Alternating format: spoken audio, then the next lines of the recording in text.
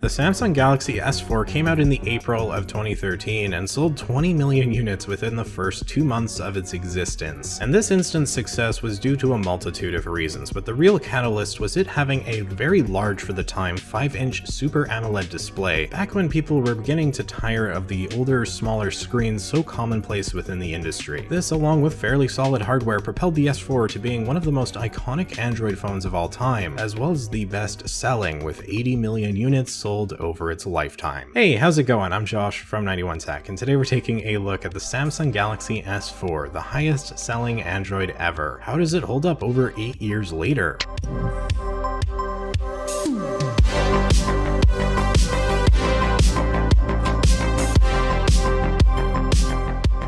You heard me right, 8 years later. Hard to believe the S4 released so long ago, but looking at the phone today, well, it definitely does start to look the age, to a certain extent. Despite the size feeling a little bit small relative to what we have today, it would have been one of the biggest options in 2013, and this phone, along with the Note, were at the forefront of the quickly growing phablet trend. Phablet, of course, being a mix of the words phone and tablet. It's pretty self-explanatory. Nowadays, with the removal of the home button and bezels, we're able to get bigger screens than ever before. And I do feel like there's a really nice balance found among flagships, where both Androids and iPhones typically have multiple size options, and I think you can kind of thank Samsung for really kicking off that movement. They had such an array of screen sizes in their lineup with both the Note and the Galaxy S, as well as cheaper options that were smaller, like the S4 Mini, that it all made for a very tempting switch, especially for the old iPhone user who was ready for a new phone and was tired of the 3.5 inches. Now, the iPhone 5 did come out about 6 months before the S4, and increased the size to 4 inches, but looking at the phones side by side, it's clear that the S4 is a lot bigger, and there's no questioning the appeal of that, especially with back in early 2013, smartphones more and more being used for a variety of different things, from social media to watching video to consuming content to you name it. And even the S4 Mini was actually still slightly larger than the iPhone 5. 2013, I believe, was a really pivotal year, as smartphones finally hit the threshold of officially being a mainstream necessity, and it became more than just something people had. If you had a flip phone back in 2013, you were missing out, and that Galaxy S4 was a tempting option. If you looked at the iPhone 5 and the S4 side by side, the S4 screen would absolutely pop out to you thanks to the Super AMOLED and the size, and although the build wasn't nearly as premium, it isn't difficult to see the upsides. But it isn't 2013 anymore, and 8 years later, it's much easier to see the many flaws with the S4. It's selling as well as it did by no means makes it the best Android of all time. In fact, I would argue the reason it sold so well had less to do with the phone itself as opposed to the time frame it came out in. The S3 had already managed a 4.8-inch display the year before, so it's not like this would suddenly be a new feature, although the resolution on the S4 was significantly better. The point is, there was a shifting point in the general population looking to get a new phone, and at this point, Android started to become an actual viable option. iPhones were no longer way ahead of the game as they had been in previous years. What really cements this to me is that the iPhone 5 sold a very impressive 70 million units, less than the S4, but not by much, so this should show that there were just a ton of people buying phones around this time in general, not everyone ready for a big screen obviously, and the major change to the big screens would really hit around late 2014 and 2015, with the iPhone 6 and 6 Plus being by and far the best selling smartphones of all time, with over 220 million units sold, almost 3 times that of the S4, and of course the 6 and 6 Plus were much larger than any past iPhone, finally bringing Apple into the phablet space Samsung had been comfortably enjoying owning for years prior. And hey, if you wanted a phablet before iPhone finally got to it, Samsung was the way to go. The S4 was impressive in a lot of different avenues, and reviews were mostly positive, with a controversial talking point coming in the ridiculous amount of features that came with the phone, few of them actually being useful in any remote fashion. I will get to that, although one I will quickly mention is Easy Mode, where the phone hides many of its features and blows the size up of everything on screen. I actually really love this feature because I think it's about perfect for someone who needs a smartphone solely for the basics. And when it comes to especially seniors, I see this being extremely useful today. Yeah, even today. The software of the S4 is really outdated, but the simplicity of Easy Mode makes it so it doesn't really matter, with the user assumedly not doing much more than making phone calls, writing emails, and texting. Of course, the camera is terrible, and so for a lot of people, that makes the phone not good. I mean, it was fine for 2013, but of course nowadays it's no good. But in Easy Mode, just for phone calls and stuff, it could still have some use, thanks in huge part to the removable back, as the battery can be easily swapped for a new one, which is essential in helping these old phones maintain relevance over time. Easy mode, new battery, and bam, you've got a simple and functional smartphone for your 80-year-old grandpa. I obviously don't actually recommend going out and getting an S4 specifically for this use case, as there are newer phones that can do basically the same thing and be a much more pleasant experience and have an actual good camera, but I wanted to mention it because I do see it being a legitimate use case for this phone so many years later. And beyond that,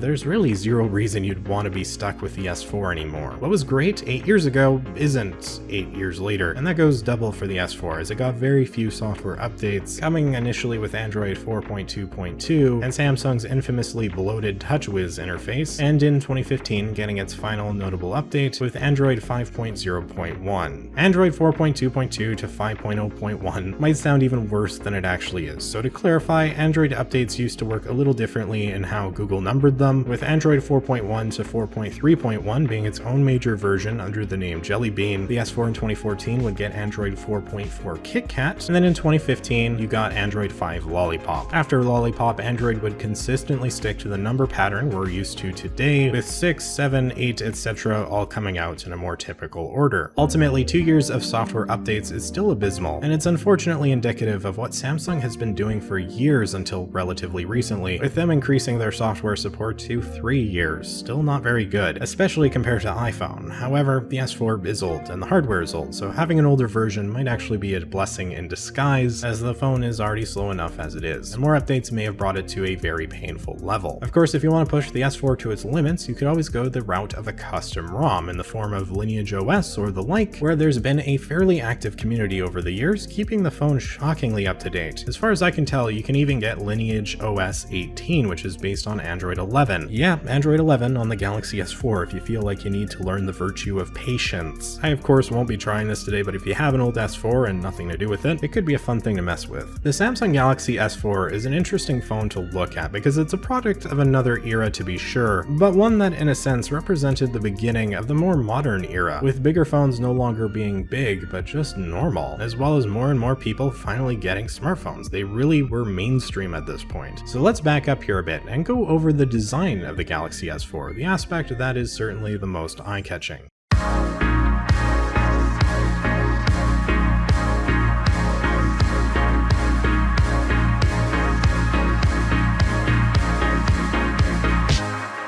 Plastic, plastic, so much plastic. Yeah, the S4 came out in the plastic era of Android smartphones, with Samsung finally moving on to the glass of the Galaxy S6 2 years later. 2013, plastic was still the standard on the Android side, so it definitely did have its benefits as well. The replaceable battery was great, even if the phone does look really cheap. I don't dislike the design of the S4, but it's by no means a premium feeling device. The glossy plastic on the back has a subtle pattern to it, which I like, along with a bit of curvature, and moving to the edge, the phone might actually look kind of nice with the metal frame. Except that frame isn't metal, it's just plastic painted to look like it, and holding it you can tell. I hate this. The phone feels so light and cheap in the hand, way too light for this size, and the chrome paint almost feels a bit deceptive to me. I do think it looks nice as it contrasts with the plastic, and we did get a few colors with the S4. Most commonly you'll find Frost White and Mist Black, the black being the one I have here of course, and after the launch we later saw some more colors in select regions, some of which are nice like the blue, and some of which are horrifically terrifyingly ugly like the pink with its Barbie colored bezels. Who thought this design was okay? Of course, that's just my opinion, but at the same time, I feel like that's really the only opinion one can have here. This is just straight up evil. Moving on, the back pops off extremely easily, with a little inset tab to pull up from, and doing so reveals the battery, microSD card slot, and SIM card tray. The battery has a pretty large for the time 2600 milliamp hours, to mix that with it being replaceable, and this was definitely one of the better choices for those who hated frequently charging during the day, at least in 2013. If you have a purse or a backpack, you could always keep a secondary battery in there, and if you run out of life, just swap them. You could also get a back replacement that was noticeably thicker that would give you Qi wireless charging, and it was made directly by Samsung, so that was pretty awesome. It's easy to forgive the Galaxy S4's design from the back simply because of the battery, and while I much prefer, at least aesthetically, the iPhone route, there's a definite upside to the back coming off so easily. Turning to the front of the Galaxy S4 reveals the best aspect of the phone, phone, with the large 5-inch Super AMOLED display boasting a fantastic for the time resolution in 1080p and pixel density of 441 pixels per inch, beating out Apple's famous Retina display for the first time since they had brought the technology back in 2010. Of course, the display is also OLED, which means richer, deeper colors that are strikingly vibrant. Actually, too much so. Older Galaxies were always criticized for overly saturated screens, and yeah, I would say that's pretty accurate, even changing the screen settings, but it does really pop, and I can see how some people might actually like it. So while it's not to my personal taste, there is no question that the mix of OLED and high pixel density was just straight up better tech than what Apple was able to put out at the time. Of course, especially with these older OLEDs, you do need to watch out for burn-in, something that is very common as the technology was developing, and it's still something that happens today, albeit less frequently. Burn-in is when a single image is left on the display for too long to the point of it literally burning into the screen, so when you change pages or whatever, there's still a remnant of the old image. My S4 actually surprisingly doesn't have burn-in, but looking at my Note 4, for example, it does have some burn-in, and you can really tell when you turn up the contrast. You can see the keyboard a little bit, and it's just something to be careful about when it comes to older Samsungs. Having a fully capable high-definition display in your pocket in 2013 was a really impressive feat, and Samsung deserves full credit for accomplishing it here. There's no doubt that it had a massive impact on the huge sales numbers that were seen from the get-go, and if you saw the device with its vibrant, popping, beautiful colors beside the iPhone 5, it would be a hard sell for the smaller Apple device. Let's not forget though, it's not 2013 anymore, and the display does not look nearly as good relative to what we have in modern times. Obviously, a newer Galaxy phone or the iPhone 12 or whatever is going to blow it out of the water in every possible avenue, but the S4 standalone still looks pretty decent, and the OLED does help it feel more modern, even if burn-in is a rampant problem. All in all, the screen is easily the best aspect of the S4, just like it was back in the day, which makes sense given that's what Samsung was known for and is still known for when it comes to smartphones. The bezels themselves surrounding the screen aren't too chunky, and the home button on the bottom there is just a normal home button with no fingerprint sensor. On the top bezel, you've got that Samsung logo, and as with every older Galaxy review, I will die on this hill and complain right here. I hate that they put the logo on the front. It's pointless. It's already on the back. You don't need it there. I don't need to be reminded every time I look at my phone that it's a Samsung. On the bottom of the phone, we have micro USB charging, and on the top, the headphone jack. The phone does not feature any water resistance, unlike the Galaxy S5, but instead, like the Galaxy S6, which went backwards for some reason, and will die when you drop it in the toilet, just like the S4 will. The S4 was a big upgrade over the S3, and while it wasn't really groundbreaking, it improved upon nearly every aspect, particularly with the screen. It's a solid phone, and the specs are also solid, considering the time period, the Snapdragon 600 and 2GB of RAM, at least in North American regions, as there are different variations worldwide, with it also having the Exynos 5-Octa 5410. You probably won't notice any difference between the two phones, but these specs all made for a pretty good 2013 experience, and as mentioned before, it doesn't run too badly on its latest version of software, mostly thanks to the fact that the version is over 6 years old at this point. I really want to talk about the absurd amount of random terrible features Samsung crammed into this device, often causing the term feature creep to be brought up, which is defined by the excessive and unnecessary addition of new features in a device. Samsung's always been infamous for this, and while some found some of these features genuinely innovative and useful, I would say the vast majority didn't, and we'll come back to it in a minute here after we talk about the camera. On the back, we get a 13 megapixel sensor that has the ability to record video in 1080p at 30 frames per second, as was standard for a 2013 smartphone. Photos are bad, even with good lighting outdoors where they're gonna look their best. You can tell the camera's just old. At this point, there's really no getting around it. I'm sure you could get a shot that looks nice, and 13 megapixels might seem like a lot for 2013, but unfortunately that doesn't translate to immediately great photography. Moving indoors or into any poorly lit situation, and the quality takes a deep nosedive, with the phone producing grainy, blurry images, and seeing these makes me very grateful for how far smartphone cameras have progressed in the past decade. Video in 1080p is bad and shaky, despite me trying my darndest to hold the phone still. The selfie camera is also typical for the time with 2 megapixels. Nothing to say here. Let's move on to the infamous bloat of features brought with the S4.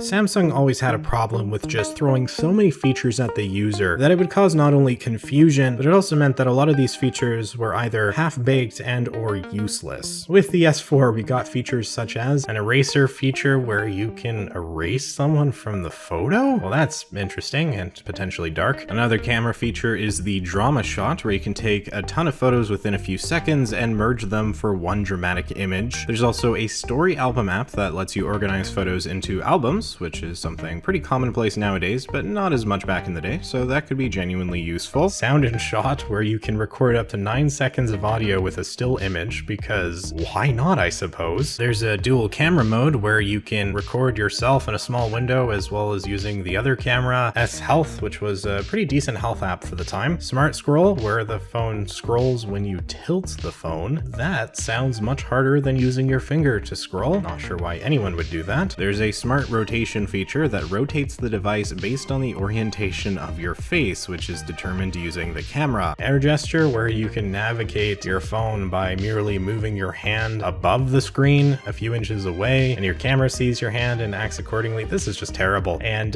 yeah, that might sound familiar because the Pixel tried it not so long ago. There was a hover preview where you could hover over something to see the information without actually tapping on it, which begs the question, why not actually tap the thing and read the information that way? It seems a little bit easier. I did find this to be extremely inconsistent, so I think I know what they were going for in concept, but in practice, I mean, why would you ever do this? There was Smart Pause, where the S4 will pause video if you look away. I'm sure that worked perfectly well and there was no issues ever. The Galaxy S4 actually has NFC capabilities, which is what we use now for things like Apple Pay, so that's a great feature, although one that probably wasn't that well utilized when the phone came out. Android Beam was a feature where you could send things like contact information and so on by holding your phone close to another NFC-capable Android. S-Beam from Samsung was probably the best implementation of this, as it used a direct Wi-Fi connection between the phones, but as strong as a concept beam was, it was never very good in practice. Although not too dissimilar from AirDrop, just with the annoyance of having to actually hold your phone physically close to another Android. We have an app called Watch On that allows you to use your S4 as a TV remote and guide, or you can even use the S4 for basic media control, as it has an infrared LED sensor. There was this neat case for the S4 called the S-View Cover Flip Case, which is a bit of a mouthful, but it had a flap on the front with a hole for a clock and some basic information, and while this has been done in the past across quite a few Android phones, I always found it to be cool. And last but not least, the Galaxy S4 also had humidity and temperature sensors, because why check the weather app or even just the widget that's literally on your home screen by default? A lot of the things the S4 included seem to be kind of neat on paper, but in reality are pretty pointless once literally any reasoning is brought into it. And when I said last but not least, I meant it, by the way. There's probably another million features thrown into this phone for the heck of it, and I definitely can't cover them all. The usefulness of all this is very, very debatable. Some are good, some are very bad, but hey, at least it gave me another thing to talk about, and that's always fun. And you of course got a healthy mix of bloatware and preloaded apps that have a lot of crap on them you'll never ever use, as well as the typical duplicates of every app from Google to Samsung, something that's always bugged me a lot. The interface of TouchWiz in general is atrocious, it's annoying to navigate, and it's just ugly. They really improve things with their newer UIs, and while I can see some people appreciating the quirky nature of this phone, I'd rather have a few good features than 100 bad ones. While like S-Health and some other ones weren't so bad, just pointless. That's really what it came down to, a lot of them, and so I thought it'd be fun just to go through some of them. But with that, all in all, the S4, it's cool to look at today. It holds up well in some aspects when it comes to the display, and also that you can get Lineage OS 18 on it. It's a product of its time and fun to look at, but definitely wouldn't be fun to use anymore. So with that, I think I'm right about done here. Thank you so much for watching. If you found this video interesting, maybe hit that like button and consider subscribing for more content just like this. You can follow me over on Twitter and Instagram at 91_tech. And yeah, I'm Josh from 91tech, and I will see you all next time.